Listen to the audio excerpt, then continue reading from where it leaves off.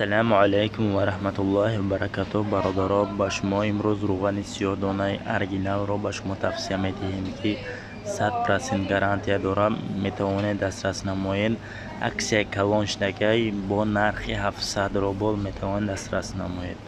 125 میلی گرم می ارگینال کدومی که مقصد پرستاتی، خنه گرفتگی، مقصد جلد که درد، جگر درد، چیزی که چی باشه انشالله دوام میدهد.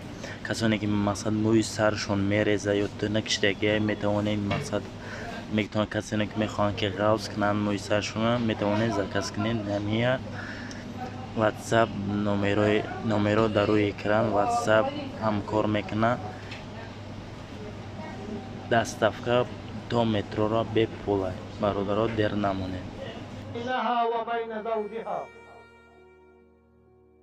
مادرای عزیز، خواهرای عزیز، جوانای عزیز، گوش اندازید.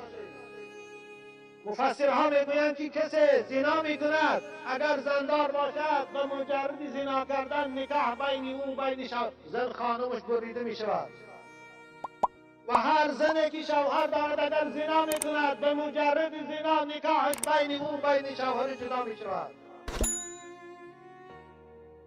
وای به حال زنهای زناگار، وای به حال مردهایی که زنا میکنند. اونها بیخبر هستند که ما در خانه خانم نکاحی داریم، عروس داریم، اما بیخبر از اینکه نکاح بین اونها بریده شده است. اما بیخبر از اینکه از اونها میشنیدیم نیم بعد فرزند از حرام تولد میشود. جوانای عزیز، خداتان نگاه دارید. در پروردگار در دوام آیه میگوید الا من تاب و آمن و عمل صالحا.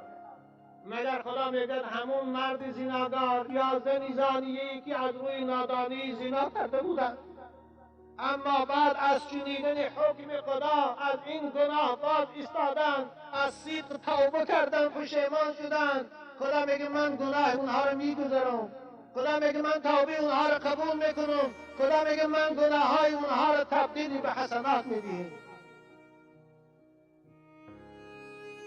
کسانی که این ندای من نشید، اگر بعد از شنیدن این سخنها باز به همین راهی بد روید، آنگاه شما را دیگر خدا نمیبخشد.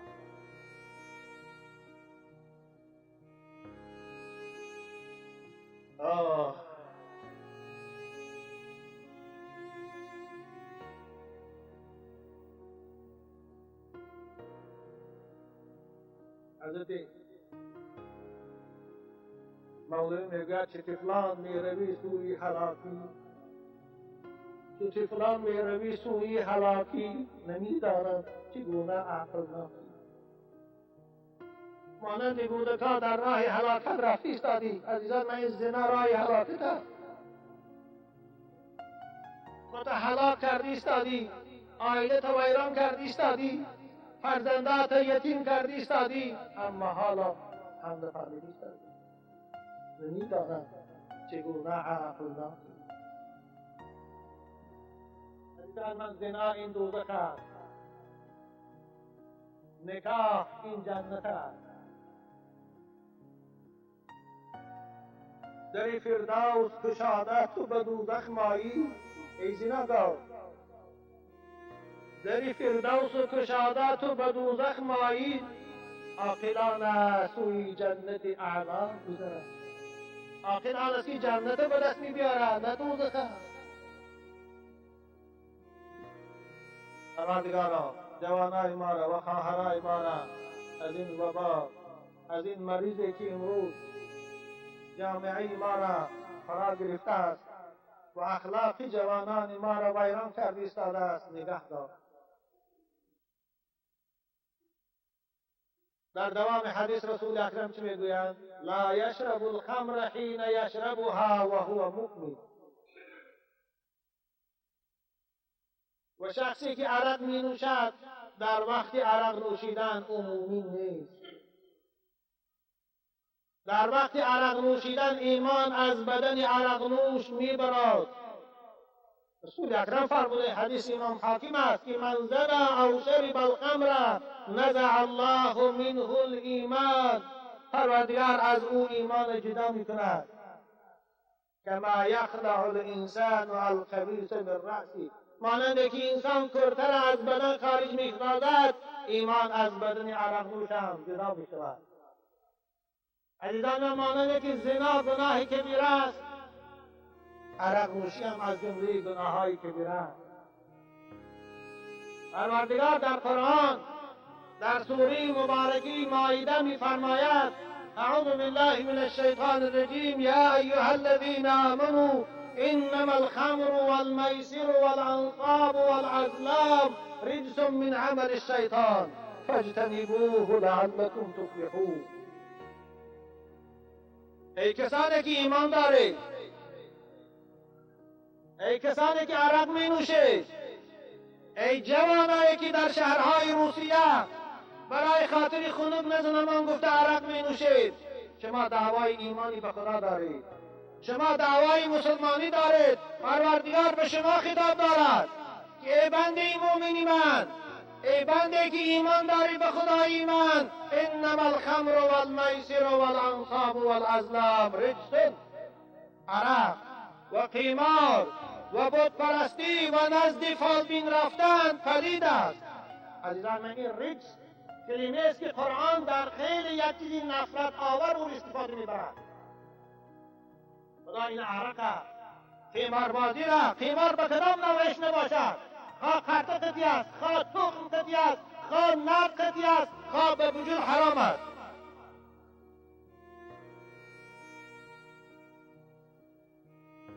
رجس فاجتنبوه لعلكم تفلحون. این پلید است، حرام است، افلاسی است، خانه ویرانی است. از این خداتان نگاه دارید. ای جوانی مسلمان، خدا تو را امر کرد ایستاده است از عرق خود نگاه دار. اما شیطان ها و دشمنای خدا میگن عرق نوش، نوعی به نوعی عرق روز در تلویزیون ها ریکلامی میکنن تا اینکه تو نوشی. اما خدایی که از تو را آفرید، تو را امر کرده باز ایست، فاجتنبوه. کدامش قبول داری؟ خدایی که خالقی توست، خدایی که رازقی توست، خدایی که تو را عقل داد، خدایی که تو را تنی صحت داد، امر کردی ایستاد است از عرق باز ایست. ننو. اما شیطان ها، انسان های شیطان صورت، تو را ترغیبی به عرق نمیکنند، تو را ترغیبی به نوعهای نوع به نوع عرق نوشیدن میکنند. کدام چه میگیری؟ کدام چه اختیار داری؟ فاجتنبوه لعلكم تفلحون. شاید که به سبب اجتناب کردن از نوشیدن عرق تو در پیشگاه خدا رستگاری یابی.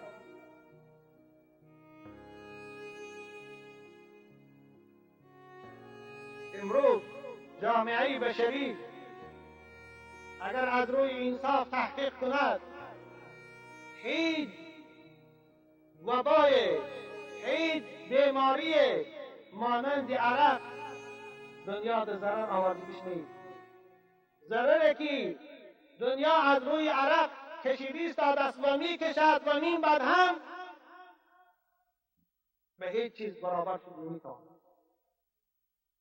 خودکشی ها، دیوانگی ها، بیماری ها، ویران شدن عائله ها، همه این از چی؟ از زمان اثر عرق، اثر خمر، آدم کشی ها. از این سبب رسول اکرم فإنها ام الخبائث، عرق مادر تمام افلاسی ها. آدم کشی هم سرچشمش عرق است، دزدی هم سرچشمش عرق است، زناگاری هم سرچشمش عرق است، خودکشی ها هم سرچشمش عرق است، و خانه ویرانی ها هم سرچشمی اساسیش عرق است. اکثر جوانایی که نزد ما برای سوال می آیند طلاق می‌پرسند در حالت مستی بودم در نقطه طلاق کردم. کودک‌های یتیم از همه بالاتر، پولی که عرق می‌خری می‌توانی با اون پول برای فرزند یا لباس خری، یا که قند خری یا حلوا خری. تو از دیدن و فرصت میشه.